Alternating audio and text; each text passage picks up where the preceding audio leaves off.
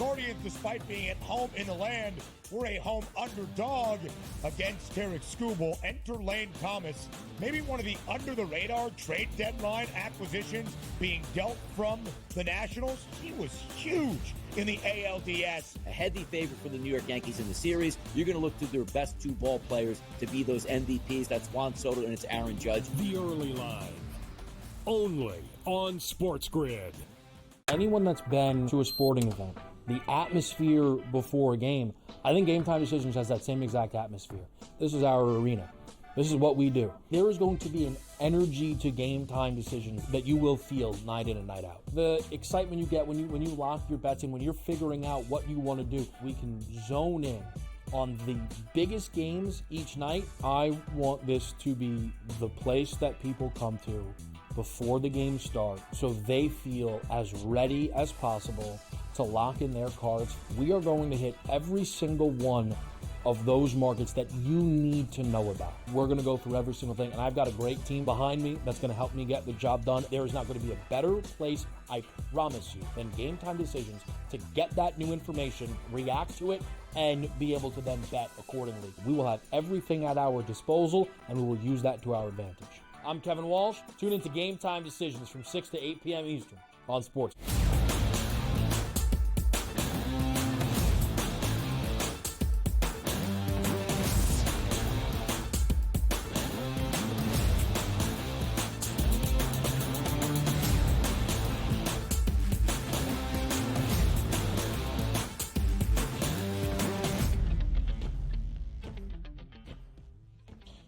Live right here on this Monday morning on the Early Line on SportsGrid. It is our third and final hour here across the SportsGrid network. He is Donnie Rightside. I am Ben Stevens. But so much more to dive into. A doubleheader of NFL action on this Monday night to end out week number 7 in Tampa. It's the Bucs and the Ravens. Then we head out to the desert, 9 p.m. Eastern time kick in Glendale between Arizona, that being the Cardinals, and the L.A. Chargers. So, of course, we need to hear from the people. We'll get the proper perspective for this Monday night. And how about this little treat, DRS? Tomorrow, the opening night of an NBA regular season. We'll take an early look at the Tuesday night doubleheader to kick off the campaign in the association in just a little bit as well. A new season on the brink for us here. And also, we love the NBA because it's night to night. It's a lot of good fun stuff. It's just a shame that nobody pays attention to it except Kevin Walsh until after January the 1st. But we'll get through it. We'll have some fun. We'll do it. Was that necessary? Like that setup? Was that necessary? I had to get the shot in. Look, if I'm going to be a commissioner, I got to have stands out here, Ben, that I can campaign on. That's one of my campaigns here. We don't start the NBA to at least, like Christmas Day is the perfect jump-off point to the NBA, and then the NFL goes, no, it's our day again. So maybe Boxing Day, I think they call it, December 26th. Maybe that's the perfect day for the NBA to start. How about that? You ever celebrate Boxing Day? You got to go to a metric system? I think it's I want to say it's UK. Is UK who does Boxing Day? Somebody does. No, you're right. I don't even think they box. The UK, is it just like you get boxes, or do you actually go out in the streets and just like, you know what? Let's get a fair one out here in these streets. You know what I mean? Now that would be a holiday. Imagine Boxing Day where you don't know if you leave your house, you got to square up multiple times legally in public. That's a good one. That's a good day. Out there like a little razzmatazz every time you head out to the Joe streets. Lisi, where would he go on Boxing Day? We don't know. Trying to find the guys who stole his car. Anyway. Damn kids. Oh, that was fun.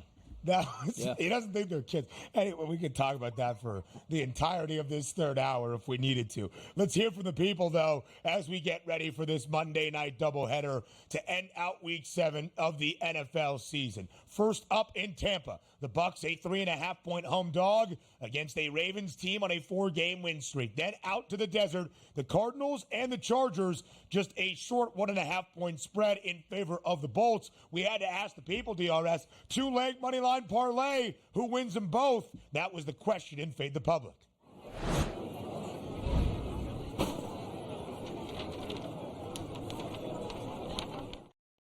So, DRS, you were not here on Friday, but the Fade the Public question to the people was about Major League Baseball with a doubleheader. Who would win Game 5 between the Dodgers and the Mets and Game 4 between the Yanks and the Guardians? Most of the public, overwhelmingly so, more than 50 saying Dodgers, Yankees. The Yankees held up their end of the bargain. Of course, the Dodgers did not beat the Mets at Citi Field, forcing a Game 6. So the public overall this year, 6-7. Can they get back to 500 with a two-leg money line parlay on Monday Night Football? They're going chalk. Ravens, Chargers, 2 road favorites tonight, 48% of the vote. DRS, you fading the public? Look, no, I'm not. I actually went with the public, and it sounds crazy to do this, but we're not talking about 2 games, Ben, like, hey, 7.5-point favorites each, where it's like, yes, the Ravens and the Chargers will win. We're also taking a look at 2 ball clubs that the public is betting on, and so is myself, being on the road here, expected to win these road games here, being the Ravens and the Chargers. Plus 185 is a decent price, but this one's a little bit tougher than usual because baseball, like, hey, it's minus 170, minus 160, minus 150. You got to decide an advantage. You're still getting plus money here because why, as we said, 1.5-point line, 3.5-point line keeps it close here. But I can see where the public and myself went with the Ravens and the Chargers. I just think both of these teams are the better football teams, but it's the NFL. Boy, it's hard to win games on the road, and these teams aren't decided favorites in either one of these road games here. So, DRS, I'm slightly fading the public. I actually selected the Bucks and the Chargers. I think Tampa's got something tonight. They've been a great underdog with Baker Mayfield, 3.5-point spread. Even if the Buccaneers do not win outright, I do believe they can cover that number. But you are right. These are not monumental spreads. I'm not saying the Bucks plus 6.5 because I think they can keep this game to within 4 or 6. It is just 3.5.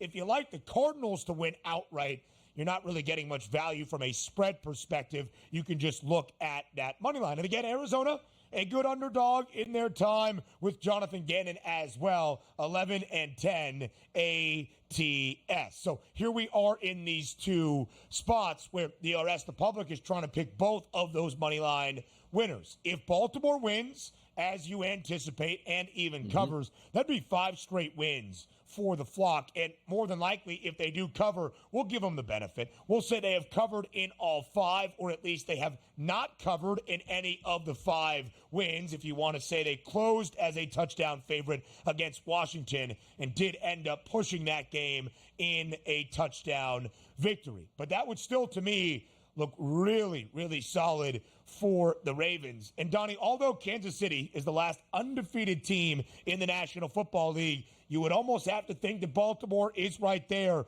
on the same tier, that we might see maybe not a Super Bowl rematch as we did yesterday between the Chiefs and the Niners, but an AFC Championship game rematch more than likely at the end of this season.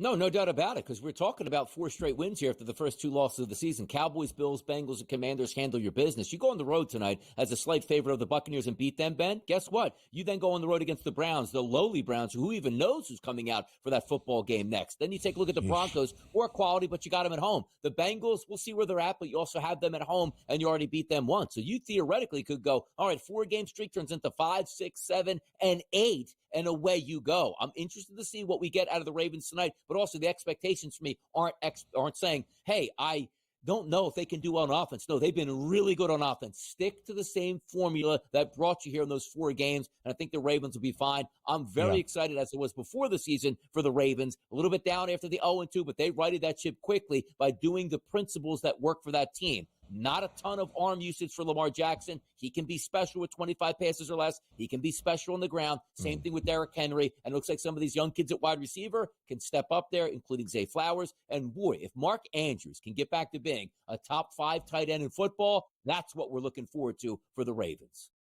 Lamar Jackson thrown for more than 320 last week against the Commanders on only 26 attempts. We showed you his passing yards prop for tonight, 229.5. It's a number Lamar has gone over in 4 of 6 games.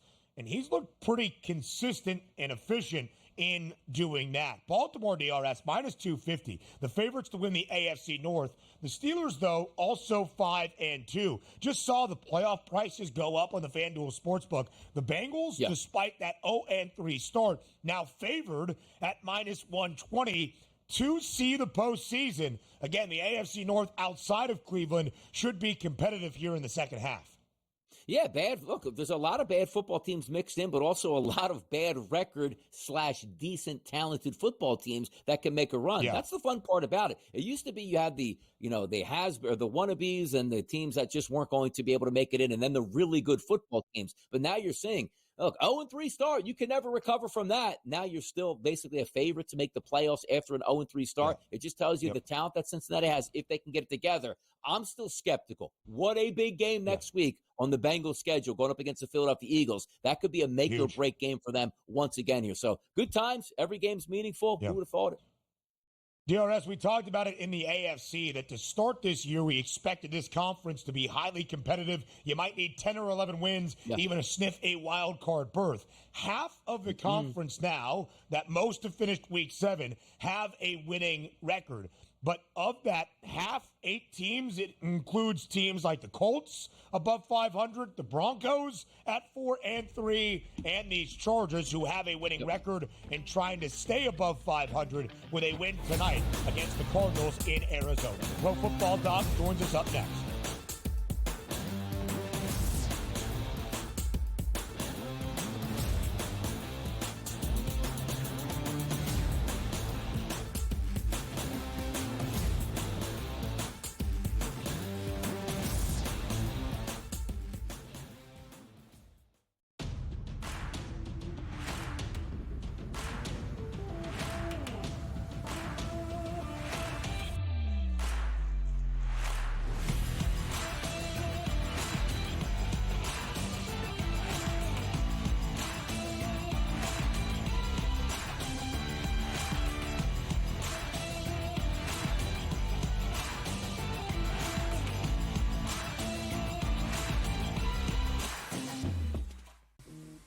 Right here with you on Pro Football Today on SportsGrid. Odds in motion, trying to see what lines have moved throughout the week. Never felt more comfortable in this set than I do for this year. I am ready. I'm just getting angry. The hot takes are going to be here all people. What in the world is going on in Miami, Don? It's not particularly anything to shy away from just because many people are on top of it. Hot take, hot take. I think this line is asking you once again to take New Orleans. Pro Football Today, only on SportsGrid. 27.5, and it's even money for them to go over. Double down on it. Chicago under 27.5 wins. I know we did the preview. If I'm right, Matt, I think if we go back and people look at the tape, I think we went under 28.5 when it happened, and I'm doubling down with 27.5. They don't get there. Betting above the rim, only on SportsGrid.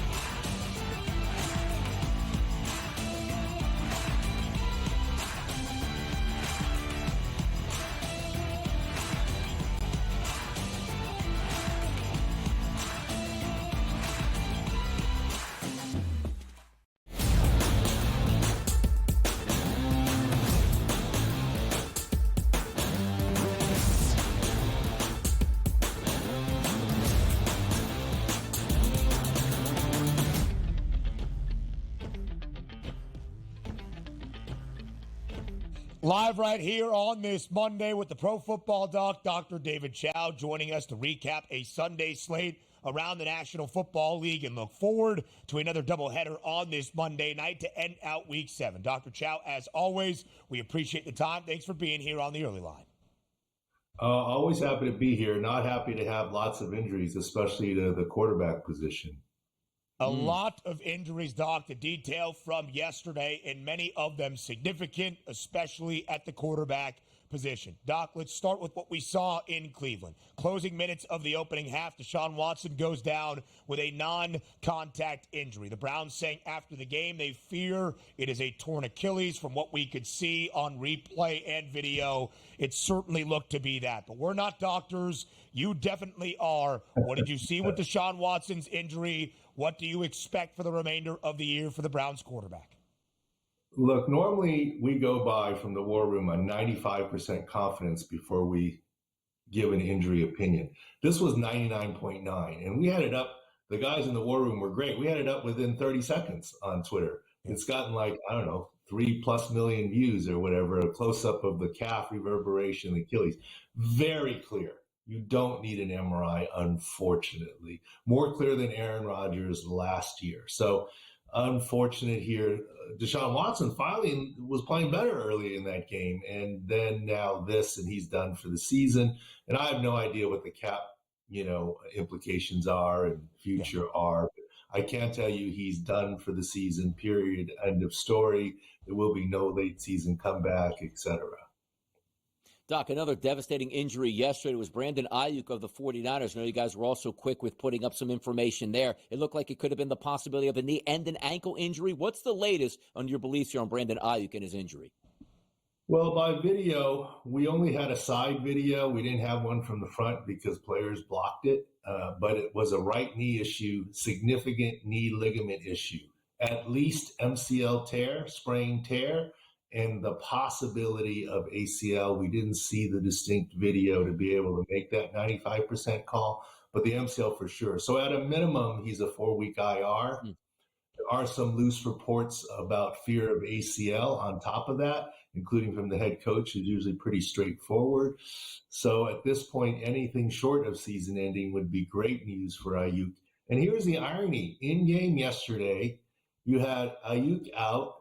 You had Debo sick and out. You had Jawan Jennings not starting the game. You could argue the number one receiver was Ricky Pearsall, who got shot 6 weeks ago. That was crazy. Made his NFL debut yesterday for the 49ers, who have been plagued by injuries in the offensive side. Of course, we still have not seen Christian McCaffrey at any point this season. Dr. Chao, back to the quarterbacks, and although it was an easy win for the Commanders to cruise to a 5-2 start, rookie quarterback and phenom Jayden Daniels injured early in the game. Did come back to the sidelines in the second half in street clothes. He told reporters who were at the game, "I'm good, I'm fine." His mom tweeted out that he's fine, not to worry. Do you think Jayden Daniels is actually fine? And Doc, can we expect to see him play in the matchup of 1 versus 2 as the Commanders host the Bears on Sunday afternoon? I do believe Jayden Daniels is fine in the big picture, but not fine for next week for 1 versus 2. By video, that early long run, that was a rib cartilage issue, left lower rib soft cartilage. That's why x-rays were negative. There's no fracture there because there's no bone there. It's rib cartilage. But a lot of oblique muscles attached, torso rotation, control, painful. I think he misses a short stint. No IR, no surgery, but I think it's pretty tough to play through that this next week. This, in some ways, is a little bit Derek Carr-ish, and he's missed 2 games now. And, not exact comp, but somewhat similar. And think back to Justin Herbert early last year against the Chiefs' rib soft cartilage. He played through some with an injection, but he's a vet. I think he misses 1 or 2 weeks. Interesting to watch that play out, Doc. But we do have Monday Night Football, a doubleheader today over at SixScore.com. Take a look at the field views tonight. Pretty healthy in Tampa Bay and Baltimore, but I have questions for you on Tampa Bay. Number 1 with Mike Evans and that hamstring injury, and Vita Vea, their superstar defensive tackle. What are we hearing the latest on those two guys? I mean, good news on both those in terms of video and the reports. Looks like the hamstring is fine for Mike Evans, more tightness, and Vita Vea seems fine. So it should be a good matchup with some relatively healthy teams there. The other game, the concern is some DBs for Arizona Cardinals and also ability to stop the run. And we know Jim Harbaugh wants to run the football. And by the way, his heart is fine. Yes, that is very good news. Doc, from the wide receiver position in that game between the Chargers and the Cardinals, a couple of young wideouts, their status a little bit in question. Marvin Harrison Jr., specifically for Arizona, exited the Cardinals' previous game with a concussion. Can we expect to see MHJ suit up for Arizona tonight? Absolutely. He's already been cleared. He's had full practices. He is slated to go, barring some sort of last-second surprise. He is absolutely cleared and ready to go. Ladd McConkey for the Chargers, on the other hand, still questionable with the hip. We don't have a lot of video on that, so don't have a lot of clarity. The Chargers have gotten a lot healthier. Their left tackle, right tackle are back. Obviously, Justin Herbert back. Joey Bosa is still the main question mark. And you saw the field view there. Look at the D-line for the Cardinals. That's where the issue is right there. Yeah, as Doc, you can see, that's the offensive. Oh, go ahead, DRS. I was going to squeeze one more in, Doc, for you. DK Metcalf on Sunday. A lot of fantasy people watching. 4 catches, 99 yards. Is that knee going to be troublesome moving forward, or is he okay? I think he's okay. Look, this is what I always say. What do I always say? Judge the video of the injury. Judge the actual injury. Don't judge the reaction to the injury. The cart-off is a reaction to the injury. Look at Cincinnati Bengals' Geno Stone safety. Carted off in an air cast. And we all think air cast means broken bone and done. But he was walking around the locker room. There's nothing wrong with being overprotective early. This is why we judge video rather than reaction to the video. We don't judge Deshaun Watson's tears. We judge the fact that his calf popped. Right. And that's why the great work at Sports Injury Central, SICScore.com. Dr. Chao, we appreciate the time and the analysis as always.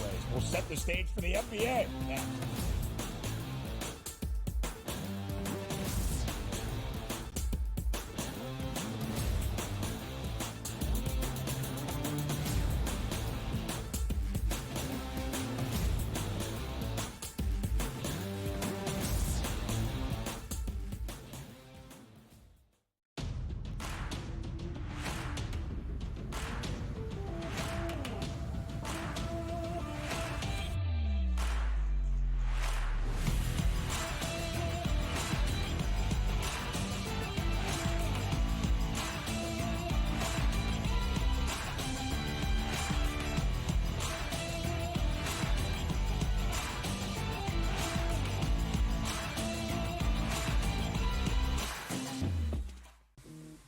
Right here with you on Pro Football Today on SportsGrid. Odds in motion, trying to see what lines have moved throughout the week. Never felt more comfortable in this set than I do for this year. I am ready. I'm just getting angry. The hot takes are going to be here all long, people.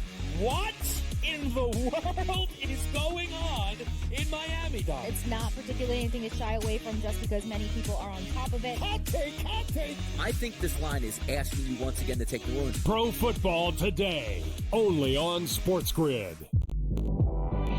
27.5, and it's even money for them to go over. Double down on it. Chicago under 27.5 wins. I know we did the preview. If I'm right, Matt, I think if we go back and people look at the tape, I think we went under 28.5 when it happened, and I'm doubling down with 27.5. They don't get there. Betting above the rim, only on SportsGrid.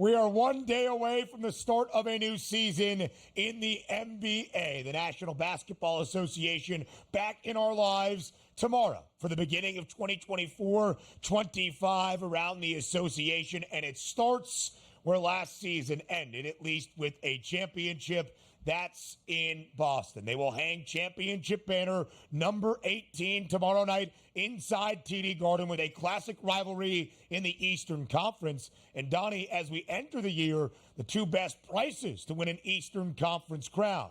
It's the Celtics and the Knicks tomorrow night in Beantown. The C's a 5.5-point home favorite on banner night against the Knickerbockers. As you can see, a total north of 220. DRS, it's been an off-season of addition for the New York Knicks, especially here in the last few weeks. Stunning the NBA world with the trade and a blockbuster deal to acquire Karl Anthony Towns from Minnesota. Between the two teams that have the two best prices to win the East entering the year on banner night in Boston, what do you anticipate?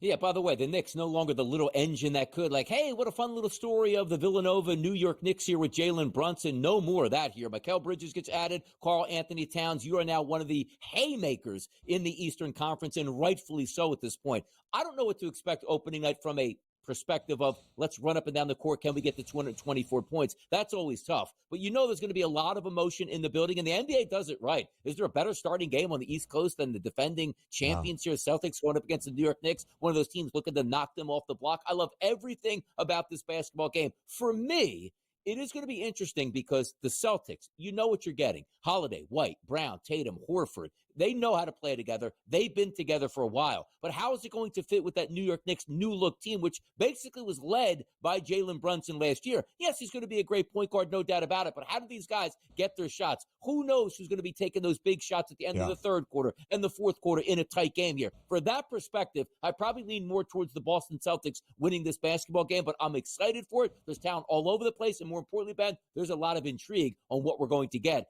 out of the New York Knicks.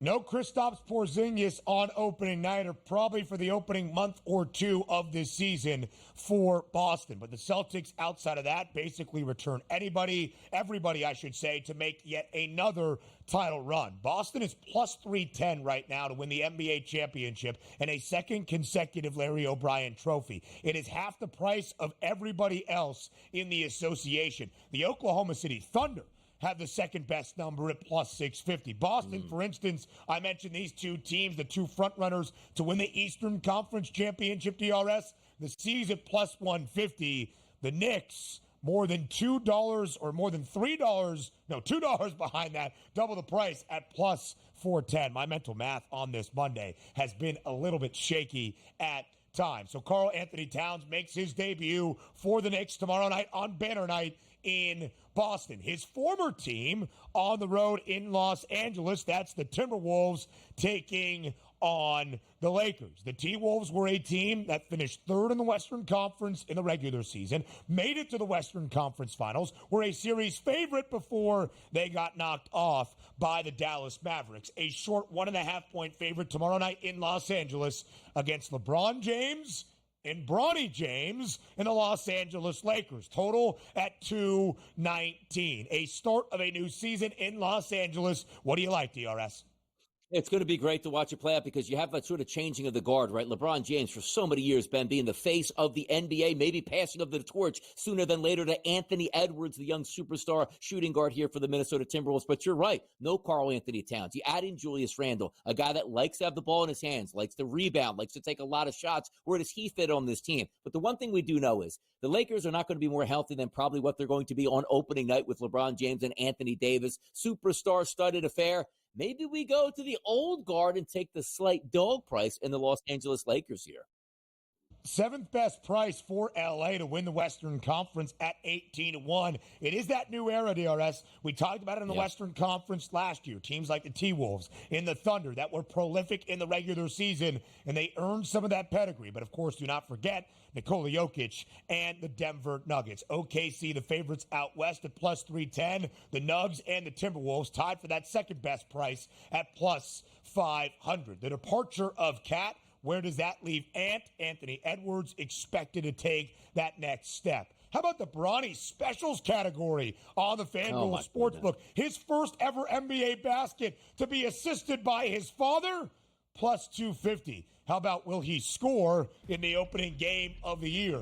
Plus 2,500. That's not true. I just made up that price. The prop perspective for this Monday night up next.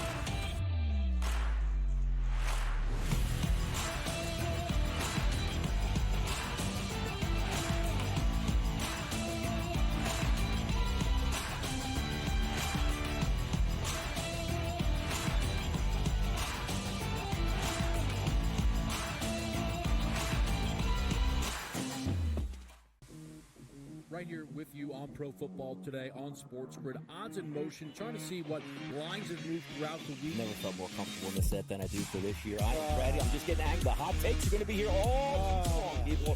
What in the world is going on in Miami, Donnie? It's not particularly anything to shy away from just because many people are on top of it. Hot take, hot take. I think this line is asking you once again to take the wounds. Pro Football Today, only on SportsGrid. 27.5. And it's even money for them to go over. Double down on it. Chicago under 27.5 wins.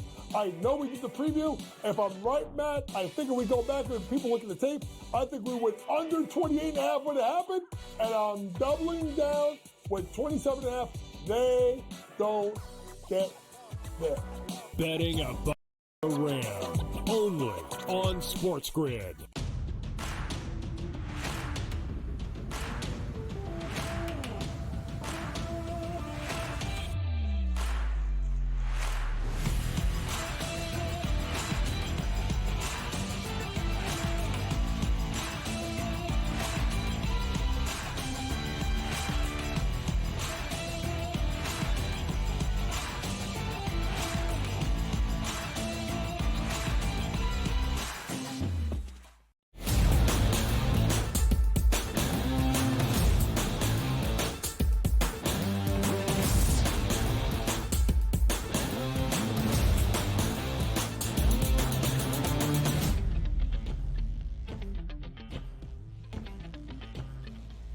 A prop perspective on this Monday for a doubleheader of NFL action to end out week number 7. We call on the jack of all trades. It is SportsGrid's Tom Vecchio. Tom, as always, thank you for being here. How was your NFL Sunday? Was it prolific with the props? It was a good day from the prop perspective. My fantasy teams are absolutely terrible.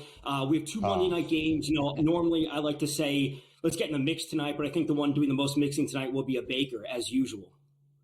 Oh, I like that. Again, mixer. That's a second consecutive appearance out of Vecchio, dropping a bar that Donnie right side wishes he could spit a beat over.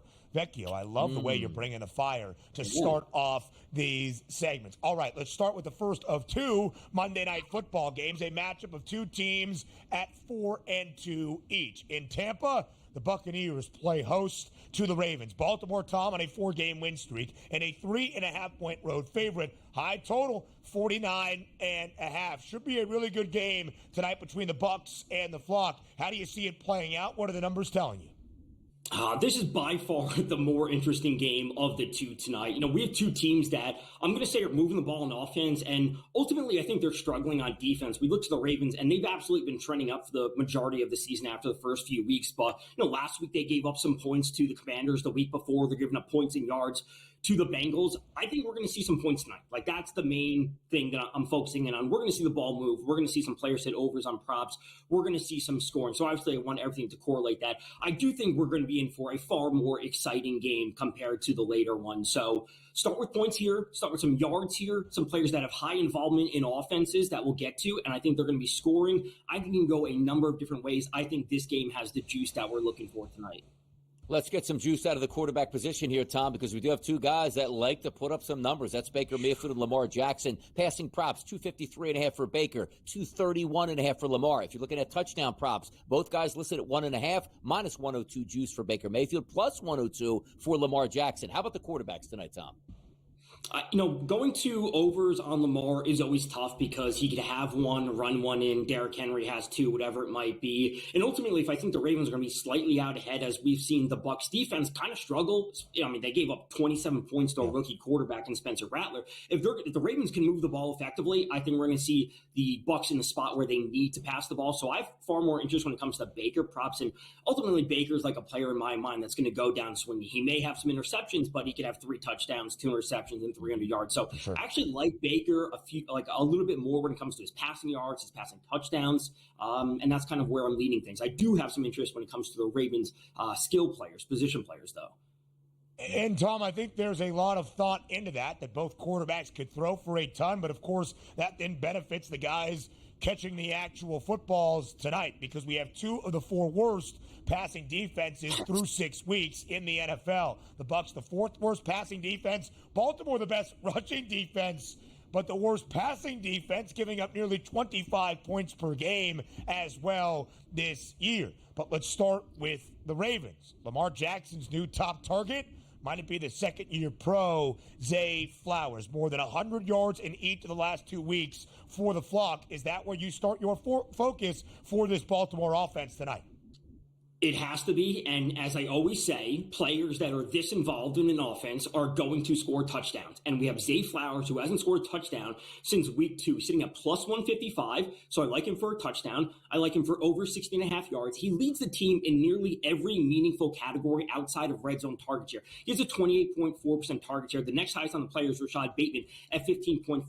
We're seeing 12 and 9 targets over the last 2 weeks, over 100 yards in each of the last 2 weeks, like you said, and he's not scoring. I said this about Olave before. I'll say this time and time again about basically any player that is a top target option on a team, and they're simply not scoring. That's game script sometimes. We saw him have over 100 yards in the first half last week, and he didn't end up scoring. That happens. I will buy into Zay Flowers at plus 155 in a game where we could see 60 points tonight. If we're looking from a running back perspective here, if you're from the Ravens, obviously it's Derrick Henry, 85.5 yards. It's a high number. He's going to get the football. But the question comes from me, Tom, more from a Tampa Bay side of things. You have Rachaad White coming back into the equation. Bucky Irvin has looked good, and also the emergence of Sean Tucker. How would you play the ground game here, or at least the running backs from Tampa Bay? You have to pick your spot, and you have to be committed to that spot because not all 3 of them are going to have big games, right? That's just simply what it comes down to. We're not going to see all of them hit their overs on unless the game has 70 or 80 points. Players are not all going to hit their overs. Personally, yeah. I think Bucky Irving is the best of the bunch. White, he's had his struggle. He's coming back from injury. Sean Tucker, I think, is the wild card because if Tucker has a big game, that means Rachaad White is doing absolutely nothing. So I think you have to pick your spot, and for me, it's going to be Bucky Irving combined rushing plus receiving. Both of the rookie running backs put up a ton of numbers last week against New Orleans. Vecchio will continue to look at that first game, but let's go to the second game now for just a moment. You thought more scoring for the opening game of the night in Tampa. Maybe not as exciting for the second game starting at 9 p.m. Eastern time out in the desert. It's the Cardinals hosting the Chargers. L.A. a slight road favorite, total at 44.5. Lowest total of the year for the Cards, might be the highest total of the season for L.A. What do you expect in this game out in the desert? I'm expecting a lack of scoring, and we have some good defense on the Chargers side of things, and ultimately these teams don't know how to sustain drives. The Chargers are dead last in the league with 32.7 seconds per play, and both the Chargers and the Cardinals are in the bottom 7 of the league when it comes to plays per game. They're not moving the ball. We know what the Chargers are doing this season, right? This has been their plan the entire offseason. They traded away Keenan Allen. They traded away Mike Williams. They're going to run the ball this season, and it means Herbert is not putting up these prolific numbers that we saw from him in years past, and we have seen the Cardinals offense struggle at times. Yes, they're getting Marvin Harrison Jr. back. So I expect some amount of passing from the Cardinals simply because they have to, but we have good defense on the Chargers side of things. So if these teams can't sustain drives, we're not going to see a whole lot of scoring. We're going to see a slow, grinded out game where they're milking the clock. I expect the Chargers to have the slight edge and a lack of excitement overall. Kyler Murray, Justin Herbert, the two starting quarterbacks in this matchup. 212.5 is the passing prop for Kyler Murray. 196.5 for Justin Herbert. Touchdown props, you're getting some pretty good numbers. Both of these quarterbacks, Tom, over 1.5. But look at these prices. Both at plus 144 to throw 2 touchdowns or more. How do we approach the quarterback market tonight in game number 2? Frankly, I think it's kind of the same situation where I think Murray would go down swinging. I don't think they'll run the ball too much with Connor. If they fall too far behind, he has the big playability with Marvin Harrison Jr. back. So I kind of like him over 1.5 touchdowns. I think that's certainly viable tonight. Frankly, from a Herbert perspective, I like him under 18.5 completions. He's been over this number one time this season, and that was last week. And I think that's just kind of a game script thing. They got so far out ahead against Denver that they were kind of moving the ball with ease. It's just not a spot, and it's just not their offensive play calling. They have a pass play percentage that is under 50%. They're not passing at a high volume this season. So I like Herbert under 18.5. Again, you want to take Murray over yards just because you think they'll be playing from behind. I think that's totally fine tonight. 27.5 the attempts prop for Justin Herbert, a number he has been under in 4 of 5 games this year. I believe if I did my math correctly, in the first 4 years of Herbert's career in Los Angeles, he was under 30 attempts 4 times in 4 years in total. It is a complete change of game script. So does that mean we look at J.K. Dobbins as we round out your top props for this Monday night doubleheader?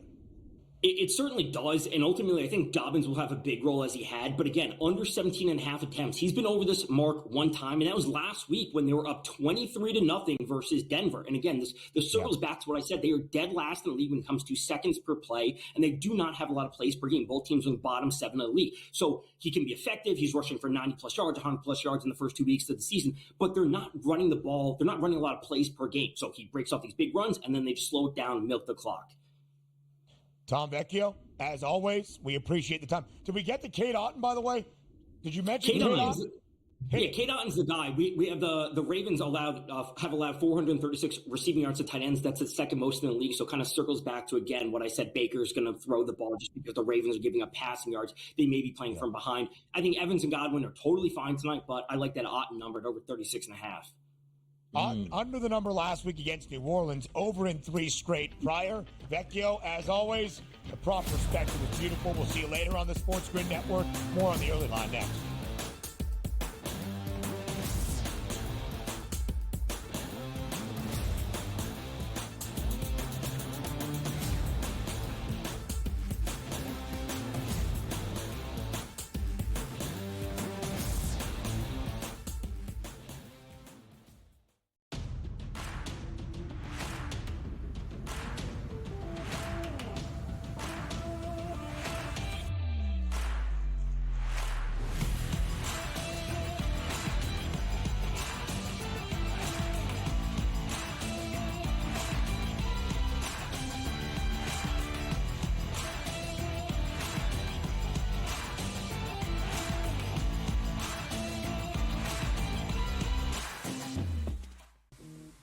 Right here with you on Pro Football Today on SportsGrid. Odds in motion, trying to see what lines have moved throughout the week. Never felt more comfortable in the set than I do for this year. I am ready. I'm just getting angry. The hot takes are going to be here all long.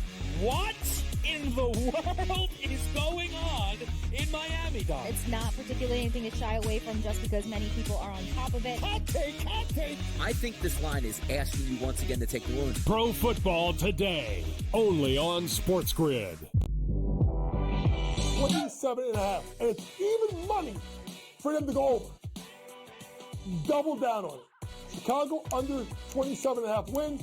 I know we did the preview. If I'm right, Matt, I think if we go back and people look at the tape, I think we went under 28.5 when it happened, and I'm doubling down with 27.5. They don't get there. Betting above the rim, only on SportsGrid.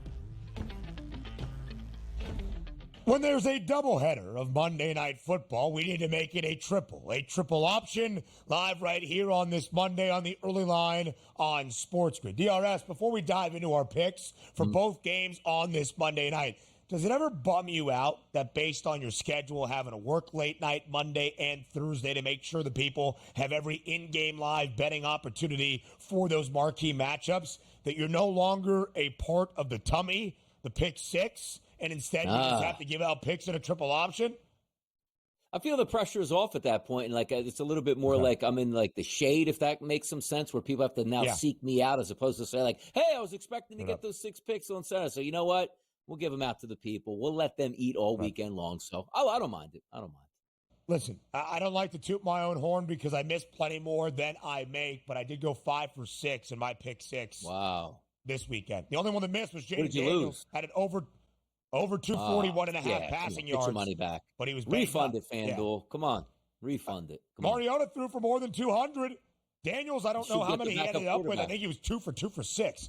So it should have been something. Anyway, I'm going to start. By the way, Ben, I'm going to start let's start a book together here. Can we get bonded and licensed here where we can say, all right, if my starting quarterback goes down, you automatically get the backup? I mean, come on. That's for the people, man. It really is. Listen, you have dealt a lot with sportsbook operators to make sure that you are live and legal in whatever state you need to be placing wagers. You would almost – I love the FanDuel Sportsbook, right? Great sponsor of this show. I thought that should have put you to the front of the line. That's the only thing I'll say. 6 pictures, debit cards, licenses, written notes from my parents. Finally got it worked. It worked. Right. We're back in, though. All they needed to do was watch one episode of the early line, and they would have seen that Donnie right side is for real. All right, let's get ready. Very real. Let's get ready for the triple option here on this Monday. Our favorite side, total, and prop from either of the two games on this Monday to end out Week 7. DRS, begin with your favorite side. We might be going head-to-head tonight, my friend. Yeah, I'm going to go 3.5. I'm going to lay that 3.5. Game number 1, which I do think, again, is the game of the night, the Baltimore Ravens and the Tampa Bay Buccaneers, AFC versus NFC. But as we always say, typically it's defense travels, we like to say, right? No, running games travel in the NFL. Lamar Jackson playing as good, every bit as good as his MVP seasons right now. Yeah. Finally, a true superstar running back in Derrick Henry, who is healthy and welcoming the volume change from weeks 1 to week 2. The past 4 weeks here, he is getting as many touches as he needs and as many touchdowns as he can score. Zay Flowers stepping up here. Mark Andrews looks like he's getting better from that injury that he had, which was devastating last year. I'm going to take the Baltimore Ravens tonight. Simple, Ben, right? If I think they're going to win the game, I think they're going to win by more than 3.5. I'm going with the Ravens. So, DRS, I like that look because Baltimore, for instance, has been playing so well this year. They've won 4 straight. They've covered perhaps in 3 or 4 of these 4 straight wins. But I'm going with the home team tonight catching points, that being the Buccaneers. I think the Bucs, as an underdog, a spot I always want to look at. 11-5 against the spread with Baker Mayfield as the starting quarterback since the start of last season. 2-1, both straight up and against the number in 3 games as a dog this year, winning outright in their first 2 and coughing up what would have been a golden opportunity before losing in overtime to the Falcons as a dog on a short week Thursday night football game. So a little bit in direct competition here tonight, DRS. I'm going to take Tampa getting 3.5 points. One of us will win. The other will not. Just how it's going to play out. I wonder if your co-hosts on NFL Football In-Game Live Game Day will be with you lockstep tonight. I don't know if they will, because I don't know if they're going to want to hear me for, 4 straight hours, 4.5 hours of football tonight while I tell them how bad their opinions are, particularly at the quarterback position. Leave it. Look, smartest man in the room is the only wide receiver in the room. Remember that. Always remember that. All right, favorite total of the night is where, DRS? Over 49.5. Let's keep it with the Ravens and Buccaneers. What do you like about this? The Ravens' offense has been spectacular. They'll be able to move the football against Tampa Bay, but Baker Mayfield is like the ultimate competitor, which if they're down, he's going to throw them right back into that football game. Hopefully, look, if you're looking for a total of 49.5 to get there, you got to have Mike Evans healthy. You got to have him engaged, because Godwin on one side and Evans on the other, that can move the football against this Ravens secondary as long as they're both there. If Evans checks out earlier, it's apparent that he's not healthy. That means that coverage rolls over to Godwin and makes it harder to move the football. But also, I do think you need a balanced attack out of the Buccaneers, which you can get it. We just brought up. They have 3 legitimate running backs that they can go to here. and a couple really good passing options out of the backfield. If Baker Mayfield is on it tonight, let me see 250-plus passing yards. Let me see 2 touchdowns. Yeah. Let me see 2 interceptions tonight, which would be so Baker Mayfield. We're going to get over that total. I just see points. 2 offenses that can get hot, 2 offenses that won't be saying like, hey, let's slow down the tempo here. Give me over 49.5 in game number 1. Yeah, DRS, I kind of agree with you as well. We've got 2 offenses that can be exposed through the air. The Ravens really good defending the run, but you would think that Baker and the Bucs will be throwing it a ton tonight. 2 defenses allowing more than 23 points per game each. The Ravens nearly 25 points per game. My favorite total is the second game of the night, under 44.5. The Chargers have been under in 4 of 5. This is the highest total they have seen this year. The Cardinals, this is the lowest total they have seen of the season. We know how the Chargers want to do things. They're a road favorite in the desert. They're going to slow down the game. They're going to try to grind it out with the running game. Give me under 44.5. So DRS to the run game for the Bolts. That's where you look for your favorite prop. Run game for the Bolts, J.K. Dobbins. One thing we do know is you're banged up at wide receiver, and that head coach loves to get mean and nasty on that front line, which means fullbacks with their hand in the dirt and running backs pounding the football inside the 5-yard line. J.K. Dobbins, anytime touchdown, FanDuel Sportsbook, -135. Touchdown, cha-ching. I like that look, Donnie, so much. I agree with what Vecchio is saying from the under of the attempts prop, and I think J.K. Dobbins has a big night. Oh, by the way, again, systematically, this favors the Chargers. Arizona's the 3rd worst rushing defense in the NFL. You would think matchup advantage in favor of the Chargers. I go to Zay Flowers, over 60.5 receiving yards. Vecchio laid it out. He's got 48 targets this year. He's had more than 110 receiving yards in each of the past 2 games. He's the only Ravens receiver, tight end or otherwise, with more than 27 targets this season, and he's got 48. DRS, enjoy NFL football in-game live game day. Enjoy the money line. I'll talk to you on Thursday, my friend. I'll miss you. Have a good week.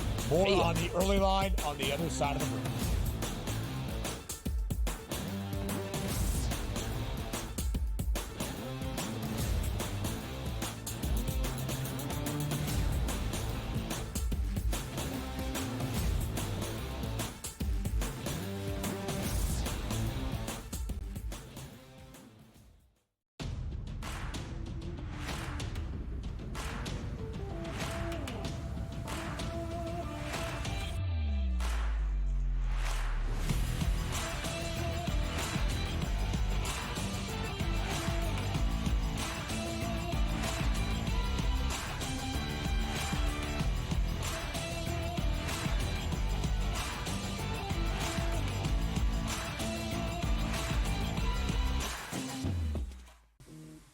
Right here with you on Pro Football Today on SportsGrid. Odds in motion, trying to see what lines have moved throughout the week. Never felt more comfortable in this set than I do for this year. I am ready. I'm just getting angry. The hot takes are going to be here all people.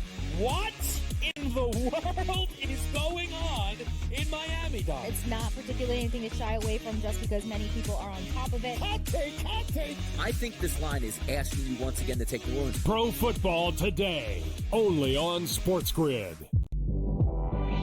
27.5, and it's even money for them to go over. Double down on it. Chicago under 27.5 wins. I know we did the preview. If I'm right, Matt, I think if we go back and people look at the tape, I think we went under 28.5 when it happened, and I'm doubling down with 27.5. They don't get there. Betting above the rim, only on SportsGrid.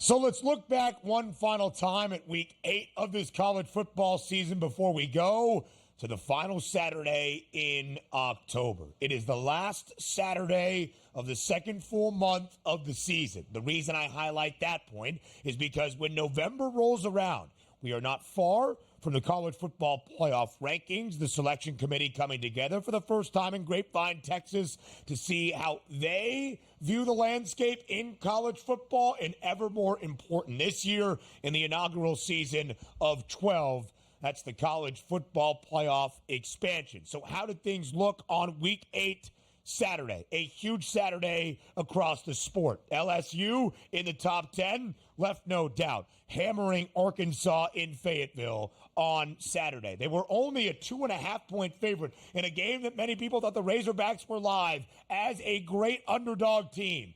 Nope. LSU's defense so much better in the last 3 weeks, and a huge victory for the Bayou Bengals. Iowa State 7-0 for the first time since the late 1930s, as the Cyclones were down double digits at home against Central Florida by 2 touchdowns in the second half, only to rally. Rocco Becht, the quarterback for Iowa State, the team's leading rusher, 97 yards and 2 touchdowns, including the game winner in the final minute of regulation. Clemson lost its season opener against Georgia. They haven't lost since. The Tigers have won 6 consecutive games. The average margin of victory is better than 4 touchdowns per game. They hammer Virginia, although UVA does cover as a 20.5-point underdog. Notre Dame has looked good against teams that do not play in the MAC. They beat Georgia Tech in Atlanta 31-13. Notre Dame covers as a 13.5-point favorite. No Haynes King for the Yellow Jackets. That was unfortunate. But the Fighting Irish have covered in every game this year against non-MAC opponents, having an undefeated side in their next game in MetLife on Saturday. That's Navy. The midshipmen remain perfect as they hammer Charlotte, scoring 51 points. Army remains perfect as well. The Black Knights rolling over in their game, in their matchup for Army as well. Look at these two teams ranked inside the top 25. Speaking of wagons, Indiana is that. They absolutely dismantled Nebraska 56-7 in Bloomington. Indiana is the best scoring offense in the country. They have the best point differential and scoring margin in the country, and they are 7-0. Yeah, 7-0, covering in 6 of 7 games. A top 25 tilt that didn't really feel like it. Michigan's national championship hangover, if you want to call it that, or maybe just a completely different roster and coaching staff, has now seen 3 losses for the Maize and Blue this year. The Illini hand Michigan its second consecutive loss, 21-7. Illinois takes on Oregon out in Autzen on Saturday afternoon. The Ducks, now the number 1 team in the country. That's a little bit interesting, if you ask me, to see Oregon as a 3-touchdown favorite. Illinois is a great underdog. They won outright as a dog against Michigan. Under Brett Bielema, they've got double-digit outright victories as an underdog. One of 4 power conference teams that can say that since 2021. How about Vandy? Ranked for the first time in a full season since 2008. Vanderbilt catching 17.5 against Texas after the Longhorns, the former number 1 team in the country, lost its first game of the year. These two teams have not played since 1928, but Vandy has won 8 of 13 all-time meetings against Texas. Another significant Saturday in the SEC.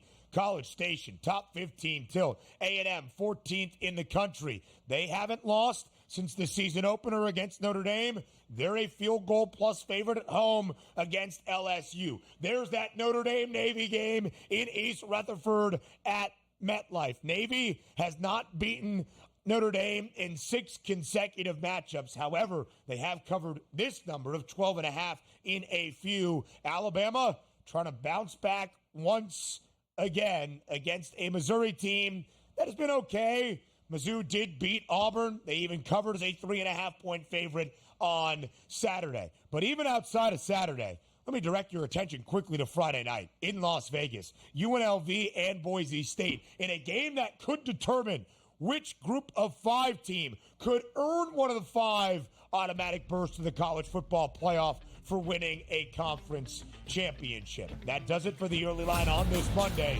Show returns tomorrow, 8 a.m. Eastern on a Tuesday on SportsGrid.